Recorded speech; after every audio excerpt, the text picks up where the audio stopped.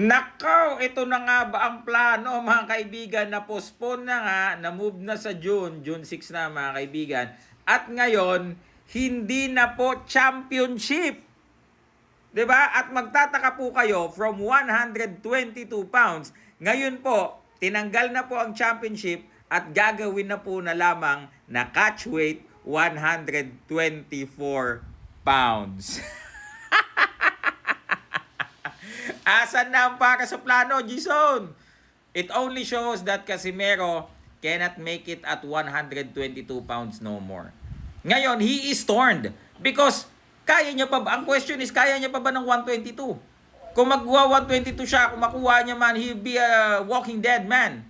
But, on the other hand naman, kung magwa 126 siya, napakaliit niya po sa 126. Nakita po natin kung gaano po siya kadaling binalugbog ng Class D fighter na si Kyonosuke Kameda sa 126, mga kaibigan. Okay, ngayon po, 124 pounds. Hindi pa talaga, yung 2 pounds na yun, talagang hindi na talaga kaya. Sagad na sagad na. Okay, mga kaibigan, so hindi na po talaga kaya na gawing title fight pa kung alam naman po nila talaga na hindi naman kayang i-meet yung weight. Bakit po? Kasi magbabayad po ng sanction fee yung Kameda Promotions. 'Di ba? Babayaran, ano ba 'yun? WBO ba? WBC? Na gold something. Or WBA. Babayaran nila yung sanction fee, tapos hindi mo naman sigurado kung yung mga fighters mo ay makukuha yung 122. Sayang yung sanction fee mo. And they will not be eligible or entitled to win the title. Okay? Gets nyo po? So, kaya po, malamang sa malamang, inisantabi na po nila. Yan pong belt na yan, hindi na po championship. Balik po tayo sa catchweight. Balik po tayo sa tune-up! Ngayon, di ba nung nakaraan, no, sabi pa ni Jason, no, gumawa pa siya ng AI picture na nilalagyan ng corona ni tawag dito ni Pedro Taduran and ni Champ Mark Magnifico Magsayok. Nilalagyan daw nila ng corona si Janrel. O ngayon alam nyo na totoo yung sinasabi ko, totoo. He is the king. He is the king of tune-up. O, di ba?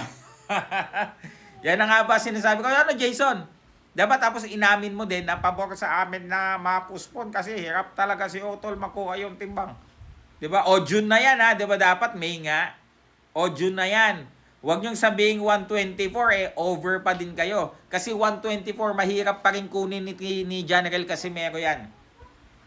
Ang relax na sa kanya ngayon, 126. Yan yung talagang 126 to 128. Relax na siya. But, again, if he will be fighting at featherweight division, he is too small.